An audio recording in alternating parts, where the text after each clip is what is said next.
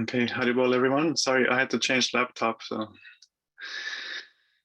so welcome again. Now everything is set up. Om Agyana Timirandasya Gyananjana Shalakaya Chakshurun Militam Yena Tasmai Shri Gurave Namaha Siddhantot Pala Saranityarasikam Hangsam Vilasatmakam Audaryakya Sudhama Sevaka Dhanam Vishrambha Bhakti Pradam Yajna Jukti Vichakshanam Tvaghavido Vaishishta Shaktya Sada Vandeham Tripurarinamakaayatim Shri Bhakti Vedantinam Nama Om Vishnu Padaya Krishna Preshtaya Bhutale Swami Shri Bhakti Vedanta Prabhupadaya Te Namaha Gurvagyam Shirasi Dratva Shaktya Vesha Swarupine Hare Krishniti Mantrena Paschatya Prachatarine Vishvacharya Prabharjaja Divya Karunya Murtaye Shri Bhagavatam Adurja Gita Jnana Pradayine Gaura Shri Rupa Siddhanta Saraswati Nishevine Radha Krishna Padam Bhoja Bringaya Gurave Namaha Devam Divyatanum Suchanda Vadanam Balarka Chelanchitam Sandrananda Puram Sadeka Varanam Vairagya Vidyam Buddhim Shri Siddhanta Nidhim Subhakti Lasitam Saraswatanam Varam Vande Tam Shubhadam Adeka Sharanam Nyasishvaram Shridharam Vande Shri Krishna Chaitanya Nityananda Sahodito Godadaye Pushpavanto Chitro Sangdo Tamonado Vanchakalpatarubhyascha Kripa Sindhubhyaevacha Patitanam Pavanebhyo Vaishnavebhyo Namo Namaha Jai Hari Bol.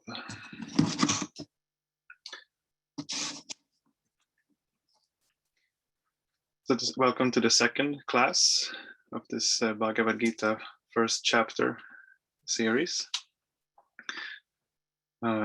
Last time the main focus was on the first verse of the Bhagavad-gita that is spoken by Dhritarashtra to the sage Sanjaya. And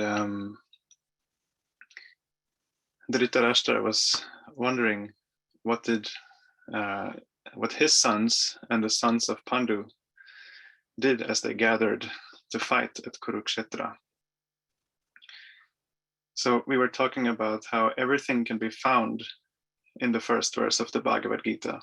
You can find the kind of the low point of material attachment and the high point of spiritual attachment. And you can also find how you can go from one side to the other.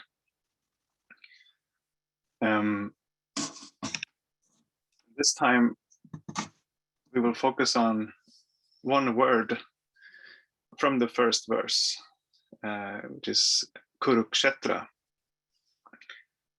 Because my Guru Maharaj was instructing when he was telling me to study this, that when we hear the word Kuruksetra,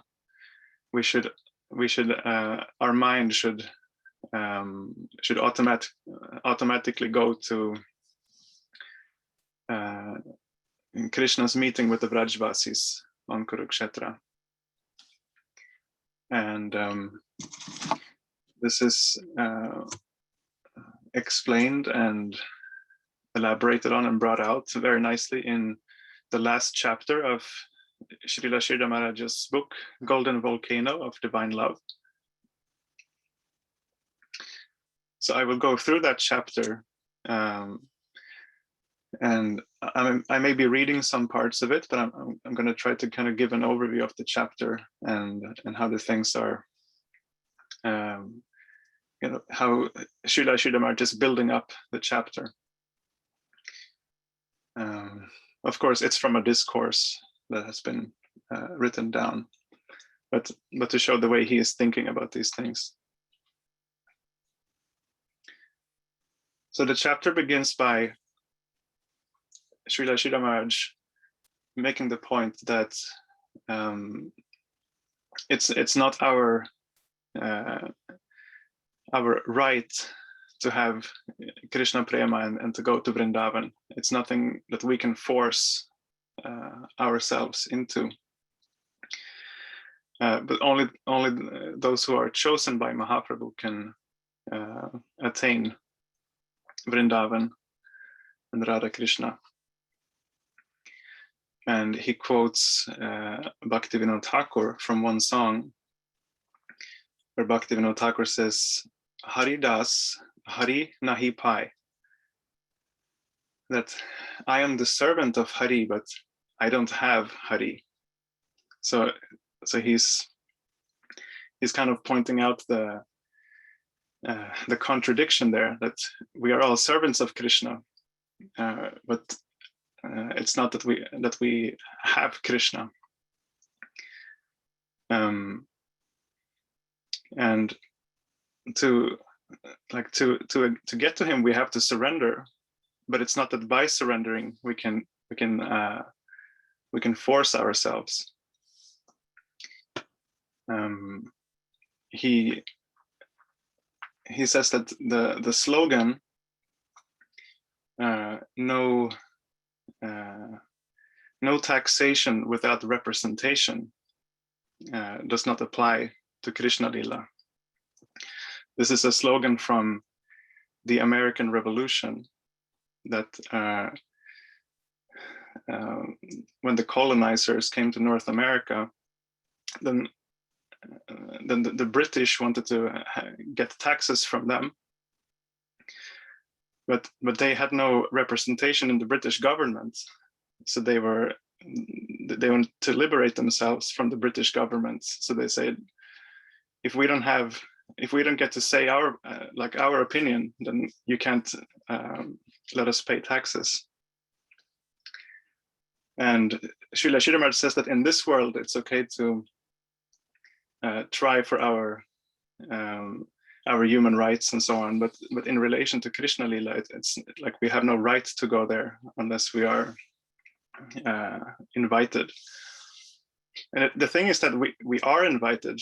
It's just that we have to keep that in mind, because at the same time, Srila Sridhar Maharaj says, for example, you can read in his other book, The Search for Sri Krishna, that you are all sons of nectar. You were born to taste nectar, so you shouldn't be satisfied with anything else but nectar. And he says there, it is your birthright. Simply by being born, you have the right to taste rasa. And then I guess to harmonize these two statements would be that like Krishna and Mahaprabhu and the Guru Parampara telling you this, telling you that you have the right to go there, that is your birth, that is your real birth. So it's not that simply by existing you have the right, but by them telling you, that you are meant to go there, then you have the right to go there. But from our own, we have to remember that from our own position, we are not qualified to go there. And Srila Sridhar Maharaj brings up the points that even Lakshmi cannot enter Vrindavan. So who are we to force our way in there? And then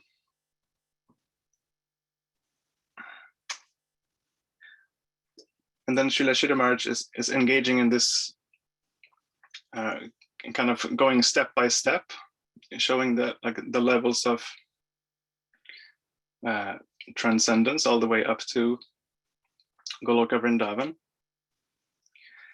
And he's saying that Mahaprabhu is giving these two verses, and I was trying to find where Mahaprabhu is giving these two verses, and I could find them in Chaitanya Charitamrita, but one is spoken by Krishnadas Kaviraj, and the other one is spoken by Mahaprabhu to Sanatana Goswami, but in two separate parts of Chaitanya Charitamrita.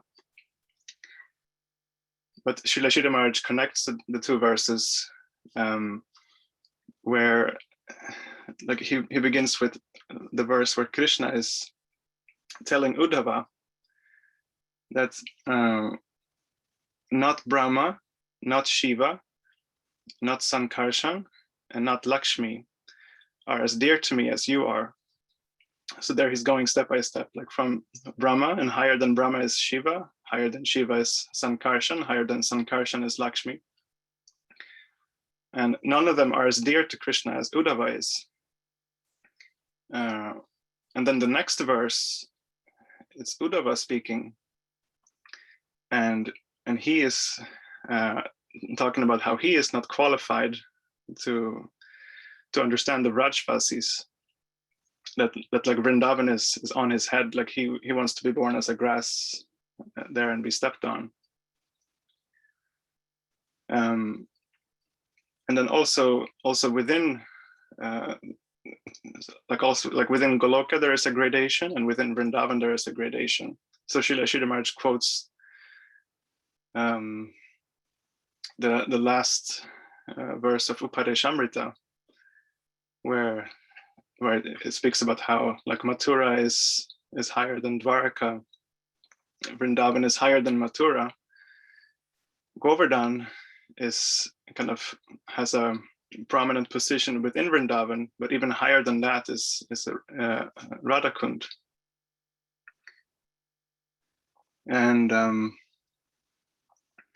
so this is kind of like in Ramananda Samvad, where Mahaprabhu keeps like telling, go deeper, go deeper, go deeper. So it's like you kind of go on the ladder up to the highest point. And Srila Sridhar Maharaj talks about how we have to enter Krishna's heart and not stop until we have like reached that. Not be satisfied with anything less than entering Krishna's heart. And but he also mentions there that like when we are doing this kind of process of elimination, it's not that those other things disappear. Everything has its place, and especially within Vrindavan, we say, for example, and he also explains there that Madhurya Rasa is the highest, but the excellence of Madhurya Rasa cannot be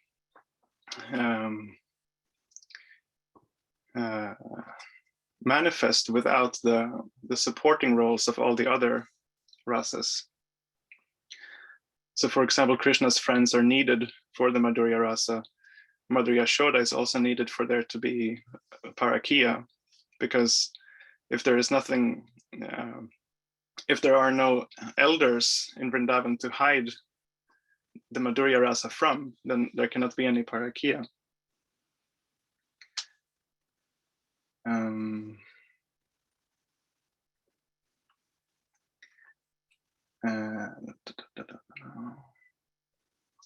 So here is where we come to Kuruksetra, because like the importance of the Rajvasis meeting with Krishna at Kuruksetra is that it highlights the importance of Vrindavan. Because the Rajvasis meet him there, so they are so close to Krishna after such a long time. But because Vrindavan is not there, it's not the same thing anymore. So having Krishna in his royal form, with the dress of a prince, is not the same as being with him in Vrindavan, where he has a peacock feather and a flute and his yellow dhoti, etc. And so then Srila Sridhar Maharaj, he goes into speaking about a story from his own life. He was stationed at the Kuruksetra. He was stationed at the Kuruksetra Gaudiya Mat. So the Gaudiya Mat had a temple there near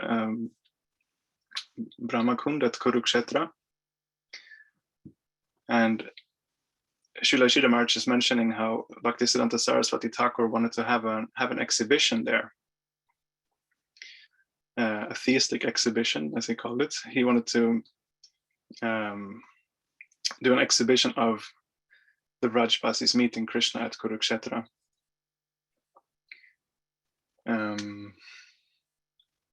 And in that connection, he made a strong statement that made Srila Sridhar Maharaj really. He explained that when he heard Bhaktisiddhanta say this, he felt as if he had fallen from the top of a tree. And it is interesting because he has just been, like, I think like also what he meant by that is that he has been now throughout the chapter building up, like going to higher and higher stages of transcendence. So it's like climbing a tree, and now you're at the top of the tree. And then Bhaktisiddhanta says, only shallow people, superficial people like Vrindavan. But the real place to go for bhajan is Kuruksetra. And he mentioned how his father, Srila Bhaktivinoda Thakur, said at one point that when he had been going on pilgrimage around India, he had also been to Kuruksetra, and he had concluded that at the end of his life he would like to build a bhajan kutir at Kuruksetra and end his life there.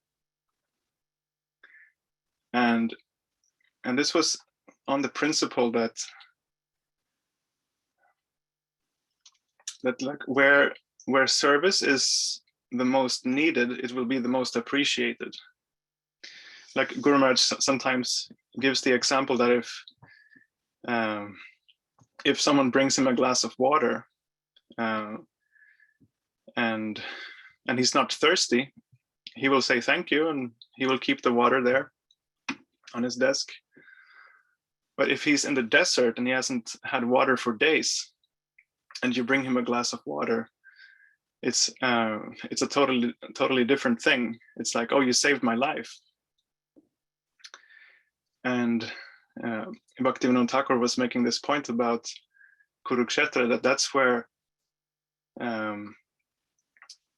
Krishna, Radha, and the other Vrajvasis were coming so close to Krishna, like standing right next to him, but at the same time being so far from him because they're not in their natural environment in Vrindavan.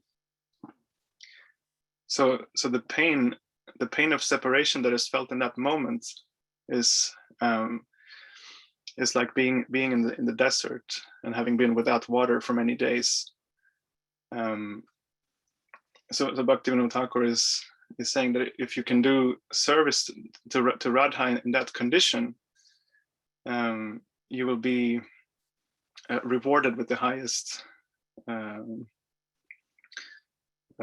reward.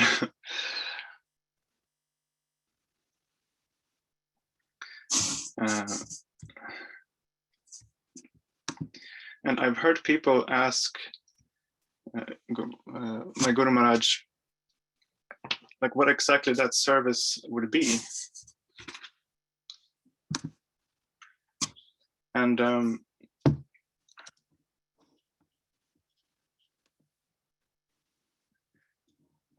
let's see here.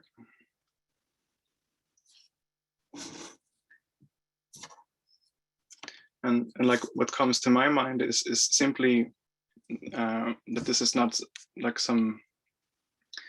there's no like technical answer to that, but to simply to be there for Radharani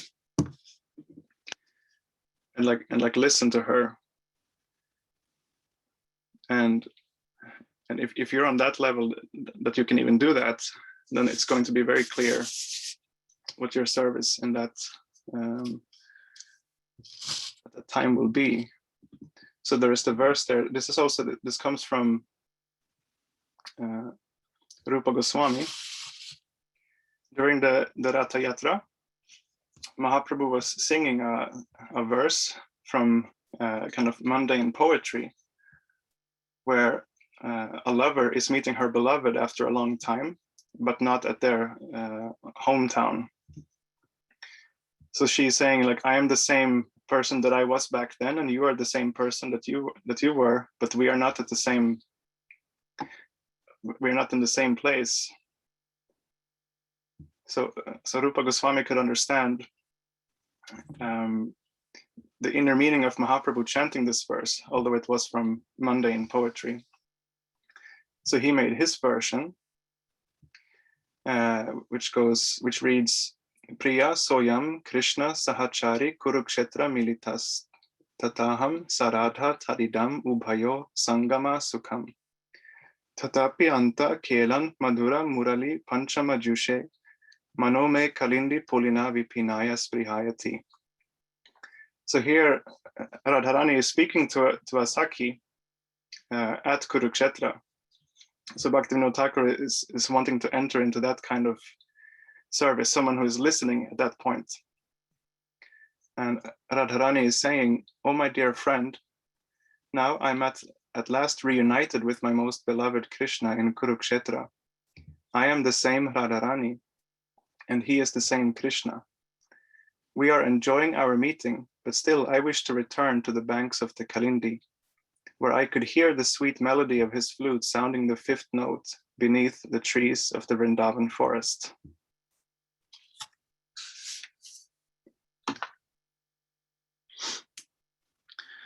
And this is an important section also from Srimad Bhagavatam. It's in I believe it's in chapter 82 of the 10th canto, where this meeting between Krishna and the Vrajavasis is described. And there are some very important verses there to study the commentaries of the Acharyas. Srila Sridhar Maharaj is giving an extract of it here in this chapter of Golden Volcano. He gives first the external meaning of the verses, which is that he picks one verse spoken by the gopis and one verse where Krishna responds. So the gopis are saying, like, we are not gyanis who are able to sit and meditate on you, basically, when we are not. We also don't have the resources to do like karma kanda rituals. We are just simple village women, and we want you to we want you to come back to Vrindavan. Like other people are trying, like other people on other paths are doing like big efforts to worship the Supreme and get their fruits, but the gopis are just, they don't have any ability to do any kind of sadhana like that. They just want Krishna to come to Vrindavan. And Krishna is simply responding, yes, all those other people, they want things from me, but you only want me, and that will bring you to me in due course. And then Srila Sridhar Maharaj is describing how the Acharyas have drawn out a deeper meaning, and in that reading of the verses, the gopis are chastising Krishna. So they are saying more like who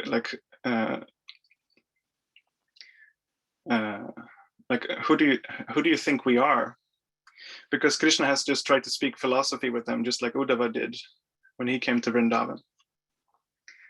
And the gopis are saying, who do you think we are? Do you think we are yogis or karma kanda followers or gyanis? We are you should be ashamed of yourself by suggesting such things to us. And all we want is to have you. And Krishna is responding that that the gyanis, the karmis, and the yogis they feel fortunate if they can attain anything from me, but I feel fortunate just to have a connection with you. And he wants to touch their feet. And I believe this is what Guru Maharaj meant when he says that when we hear the word Kuruksetra, our mind should go to this point in Krishna Lila, first and foremost. And at that point,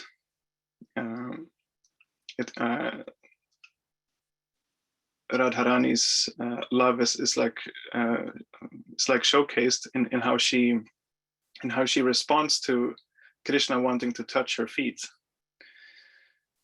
She's saying that he hasn't done anything wrong, but that she is the criminal, because she's saying that how can I like I'm criminal for having maintained my life without you, because like how is it possible that I even live if I'm not with you? And the Srila Shri Maharaj, he connects this with Gaura Lila, how Mahaprabhu is saying the same thing. He's saying that this is the proof that he has no love for Krishna, and it's simply the fact that he is alive, that he's able to live without Krishna, that shows that he has no love for Krishna in his estimation. And Srila Shri Maharaj then goes on,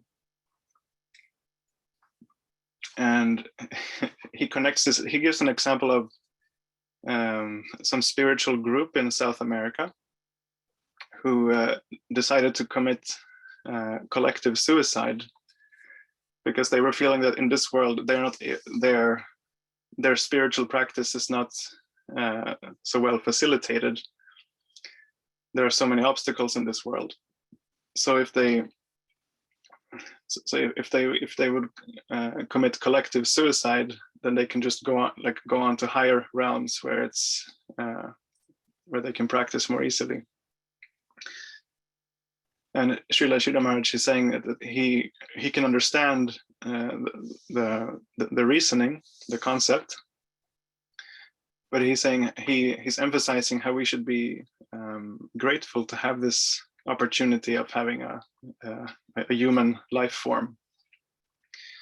And he quotes Jiva Goswami about how if you're in a hellish condition, then you're suffering too much to be able to practice.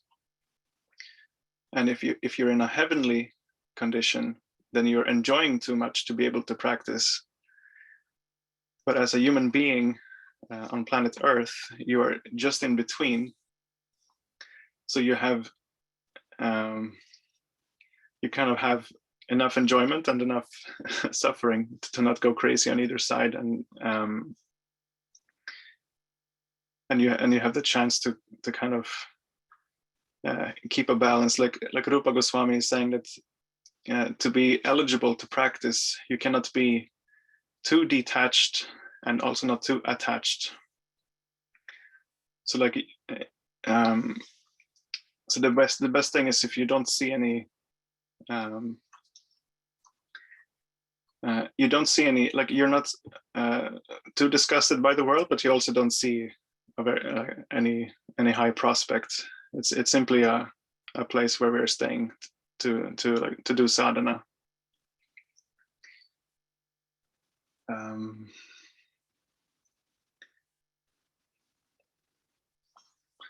So Srila Sridhar just mentioning that. So from this human form of life, we can attain such a high thing as the Leela of Radha and Krishna. And sometimes people are doubting this, like they're wondering how can something so high as prema for Radha Krishna come to us who are so fallen in this Kali Yuga. And Srila Sridhar says that you shouldn't like run away from Mahaprabhu by thinking like this. He is like he himself is that highest gift, and so he can't give anything else than what he is. And because he is what he is also very very generous. He just spontaneously want to give. And if you have the highest kind of generosity, then you will also naturally seek to give it to those who are the most needy. And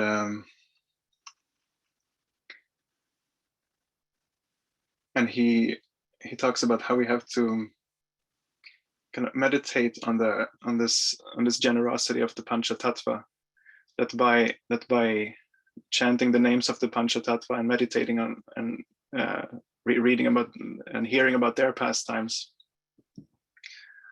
we can go all the way from where we are at this low point and climb all the way, like from this word in the first verse of Bhagavad-gita, from the mamaka, and all the way up to this kind of high point of Kuruksetra.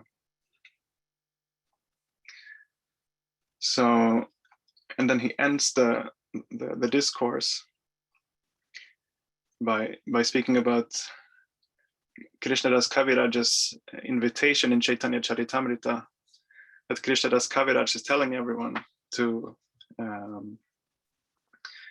come to let the swan of your mind always swim in the lake of Gaura Lila. And he's describing how all the streams of Krishna Lila are coming from the lake of Gaura Lila. So he is emphasizing the supremacy of Mahaprabhu, of how that not only is Mahaprabhu the highest attainment, but he also gives a very easy way to elevate to that place. So in this way, I hope I have inspired everyone to read more about this, read more about Krishna's meeting with the Vrajvasis in Kuruksetra. And next time we will come back again to Kuruksetra, the Kuruksetra war, back again to the first chapter, where and look at how the whole essence of Bhagavad-gita is found in the 21st text, where Arjuna is calling Krishna to move the chariot between the two armies, because that's very significant. Just the fact that Arjuna is able to kind of boss Krishna around. So thank you very much for listening, and if you have any questions or comments.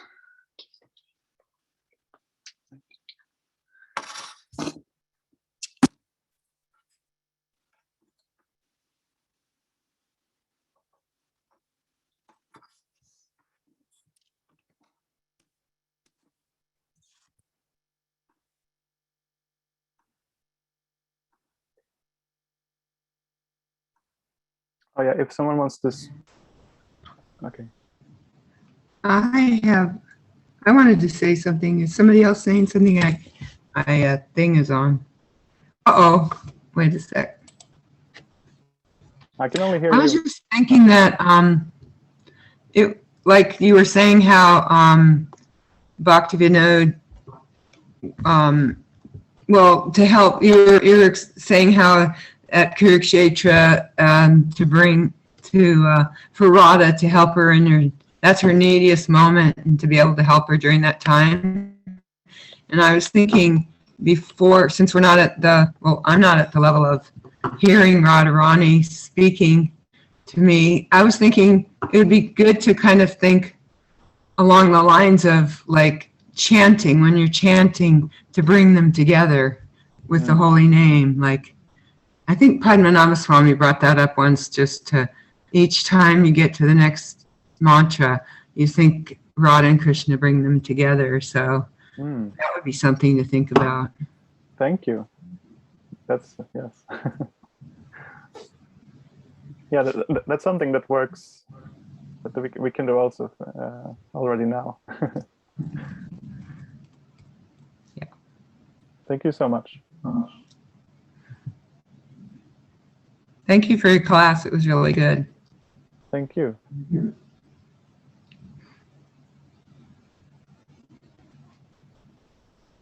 Any other comments, or anyone wants to share something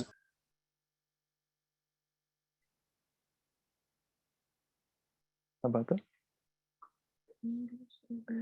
To be able to speak, you probably have to press English and unmute the original audio.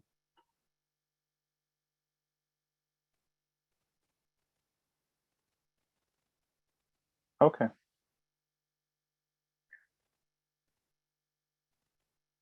Okay.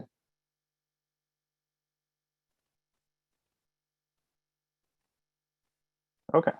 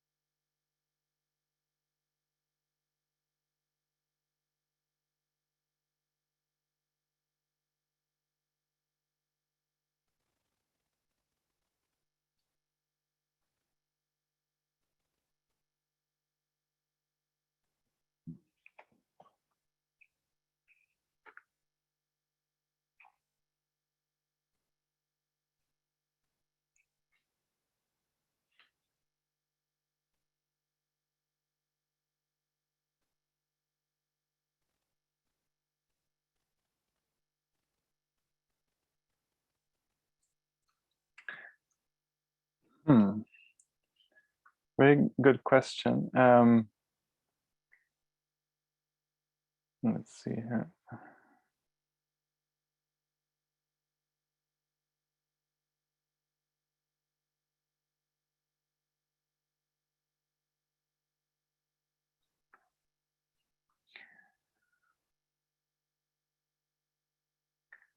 You'll need to allow me a little time, because Srila Shrimaraj does not give the verse numbers. But I have, let's see.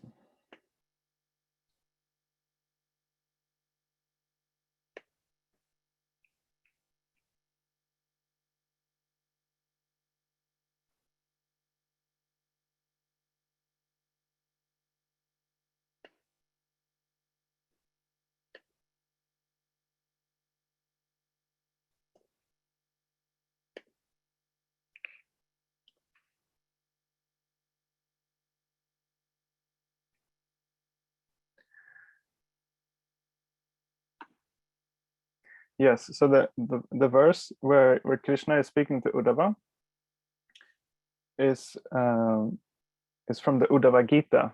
So that is spoken after the Kuruksetra war. And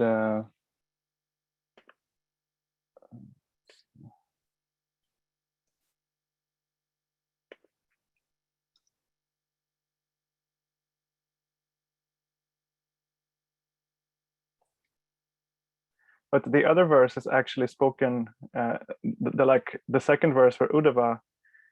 First, it's Krishna glorifying Uddhava, and then it's Uddhava glorifying the Vrajvasis. But this is how Srila Sridhar is putting it together. Actually, Krishna's verse is spoken in the Bhagavad-gita after Kuruksetra, and Uddhava's verse is spoken before Kuruksetra. It's spoken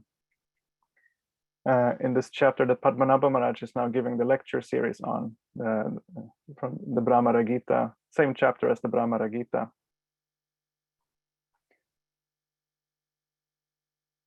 So sometimes the teachings are not like chronological. The acharyas can put together things from here and there, and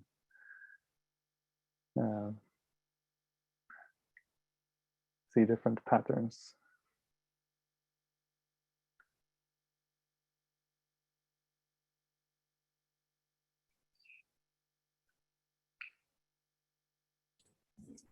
Muchas gracias, Prabhu.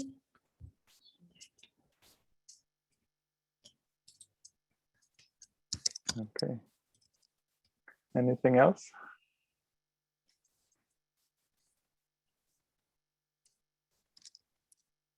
Okay, thank you.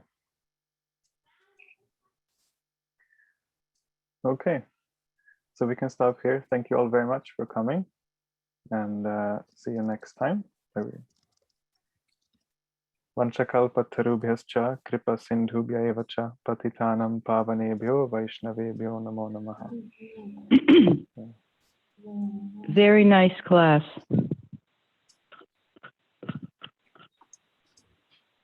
Bye everyone.